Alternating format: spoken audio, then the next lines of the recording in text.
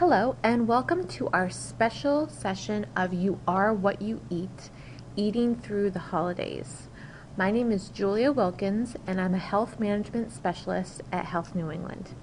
During this webinar, you will learn about some ways to stay healthy through the holidays, even when you're presented with temptation, not so healthy foods, and lots of special events. The holidays can be a tough time to stay healthy, but with these 12 tips, you'll be able to stay on track. I will present you with a few ideas on ways to make healthy choices during the holiday season. 12 simple steps that are easy to remember before and during a time when you are presented with a lot of food options. The first thing you can do is to know your numbers. This is something that you can do throughout the holiday season to maintain your weight. Weigh in regularly. Make sure your weight is staying on track and use the scale as a barometer. Try to weigh in the same day at the same time and wearing the same clothes for consistency.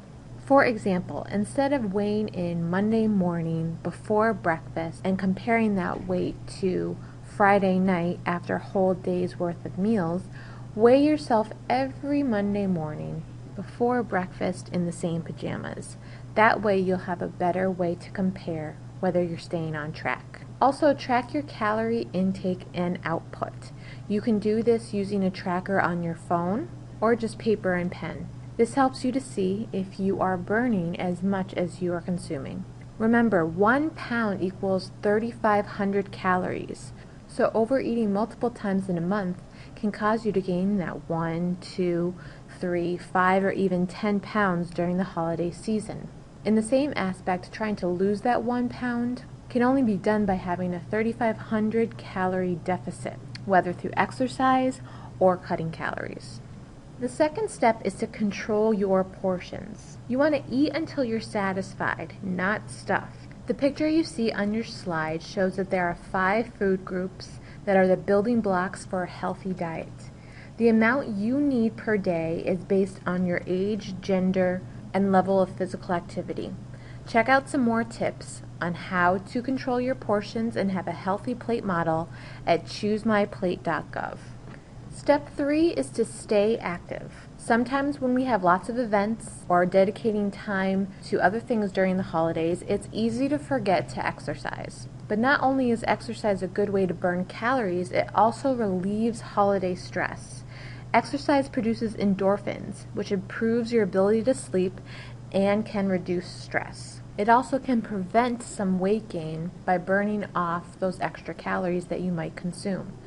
The American Heart Association recommends to get at least 150 minutes in per week of moderate physical activity. This can include walking, taking a jog, going swimming, using a bicycle, or sessions of strength training. When you're low on time, try to get little bits here and there. 10 minutes at a time, multiple times a day can add up. While walking, swimming, jogging, and using a bike are all great ways that you can exercise, sometimes it's a little difficult in the winter. But there are a lot of activities that are winter specific that are great ways to exercise. Bundle up and break out that sled to go sledding with your spouse or children. Try ice skating at your local arena. Or if you're feeling snowed in on a particular day, snowshoeing is best when there's lots of snow. Step 4 is to not skip meals. Sometimes we can think in our head that we're going to be eating a lot of calories later in the day, so we need to save them up and not have breakfast or lunch. But this can actually backfire. You want to start your day with a nourishing breakfast that can jumpstart your metabolism for the entire day. Then don't forget about lunch. You don't need to have a big one. It can be a light lunch, but you definitely want to get some calories in the middle of the day. If the event is later on, have a small snack or salad, something healthy shortly before that event. Remember to eat sensibly at all these meals. You're just taking the edge off of your appetite. This is not the time to indulge. When you skip meals and save calories for an event, it makes you overeat once you're there. And let's be honest, you're not overeating carrots, you're going to be overeating high-fat, high-calorie foods. Step 5 is to make healthy substitutions. Making healthy substitutions is when the ball is in your court. When you're baking or cooking for guests or yourself during the holidays, you can choose what goes into that preparation. When baking, try to replace butter with a no sugar applesauce. 1 cup of applesauce is about 100 calories. 1 cup of butter is 1,600 calories. That's a huge difference and a great way to make your baking product lower in calories. You can also use a low-calorie sugar substitute, such as Splenda. Substitute those recipes that have whole or heavy cream with low fat or skim milk. When a recipe calls for white flour, use half white flour and half whole wheat flour. This whole wheat flour will not only add texture, but also fiber. If you're making cookies or have some candies on your desk, replace them with dried fruit or dark chocolate. Try to get a dark chocolate with at least 85% cocoa to get the antioxidants and health benefits from that chocolate. It's easy to load things with sugar and butter because that's tradition, but try to use extracts like vanilla, almond, and peppermint to add our flavor instead. Now, when you're cooking a holiday dinner, try to use vegetable or extra virgin olive oil instead of butter. Not only is it more heart healthy, it's lower in calories.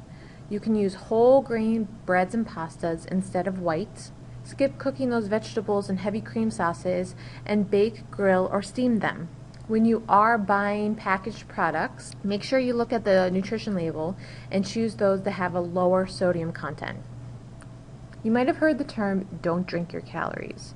To make a healthy substitution with your beverages, instead of using alcohol in your mixed drinks, use club soda. Or instead of having alcoholic drinks one after another, space them out with every other drink being a club soda or seltzer water. If you want some juice, try mixing it with water. And if you're making that homemade cider, try to use spices and fruit to sweeten it instead of sugar. Step 6 is to go easy on the sauces, sides, and extras. Shaving calories here and there can make a big difference, so try to go easy on these foods. Nuts are a great option. They're high in fiber and protein, but they're also high in calories. This applies to cheese as well, and cheese also has high fat. Find a crudité with some vegetables and dip instead. All the things we drown our food in, like cream sauces, gravy, butter, whipped cream, and dressings, are high in saturated fat and sugar. Season your food properly so it can taste good without these sauces, or make sure to have only about a tablespoon. Turkey is a great protein, but watch out for the dark meat that's high in fat.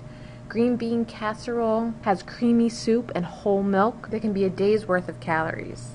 Try having steamed or grilled green beans with some almonds instead. Mashed potatoes are a white carbohydrate that can increase the blood glucose levels. Try sweet potatoes or mashed cauliflower.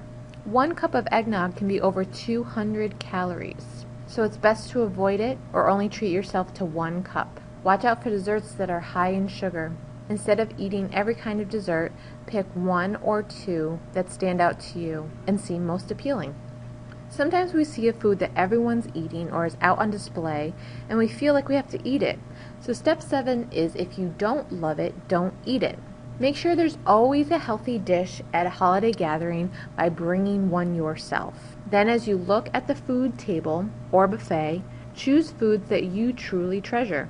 Survey that table and choose maybe the top 5 choices that you want to put on your plate. Skip those dishes that are available to you all year long and choose only the special things. If your grandmother only makes her pecan pie once a year, treat yourself to that and skip that chocolate chip cookie. You don't have to sample everything that's on that table, but always include those vegetables and fruits that are lower in calories and can help you feel full.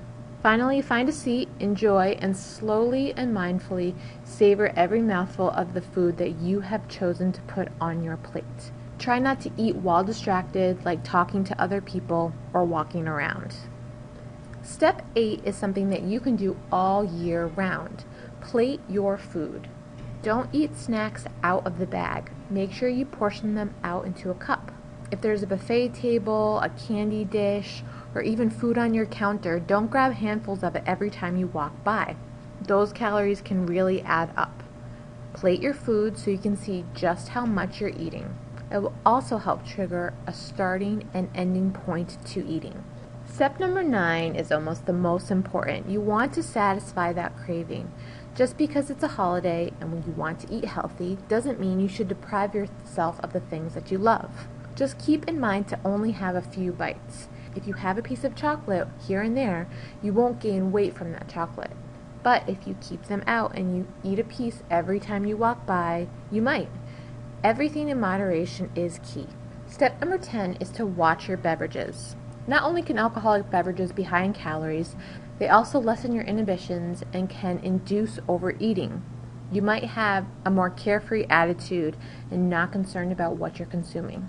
Alcoholic drinks are loaded with calories, especially holiday eggnog, which, like we said, can have over 200 calories with the eggnog alone, never mind adding alcohol. So you may be eating more, drinking more, and then that alcohol slows down your digestion and metabolism.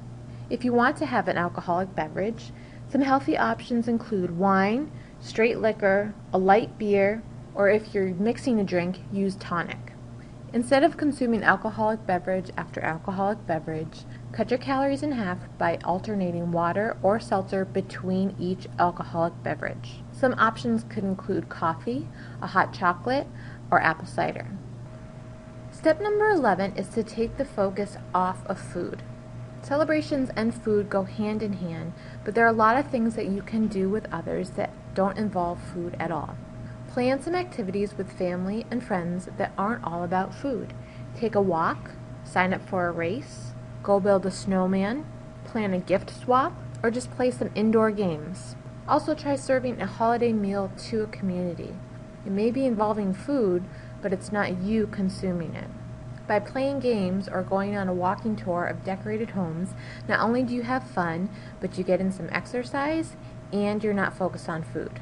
Our last step, step 12, is to limit the variety. Brian Wansink, a PhD and the author of Mindless Eating, suggests that we only put 2 items on our plate when serving ourselves at the food table. You can return as many times as you want, but only take 2 items each time. His theory is that variety stimulates the appetite, and if you limit your choices to just a few items and stick with these, it'll be easier to control than eating a little bit of 20 different dishes. One study showed that when participants were presented with M&Ms, that people ate more when they were given a handful of a variety of colors than when they were given a handful of all the same color M&M. Having a variety tends to cause us to want to eat more. Holiday parties can be so much more than food and drinks. They're a time to celebrate traditions and to hang out with family and friends. If you keep this focus and heed the advice of diet experts and these tips, you'll most likely get through the holidays without even gaining a pound. Remember, maintaining is a success. So now that you know the 12 tips to keeping your holiday healthy, take part in our holiday challenge. Using the link below, log your successes, like when you exercised or when you made a healthy substitution. Hold yourself accountable and see how many of these 12 steps you can implement during the holiday season. If you have any questions, please feel free to reach out to us at healthydirections@hne.com. Thank you for taking the time to watch this webinar. We hope you have a safe, healthy, and happy holiday. Thank you and take care.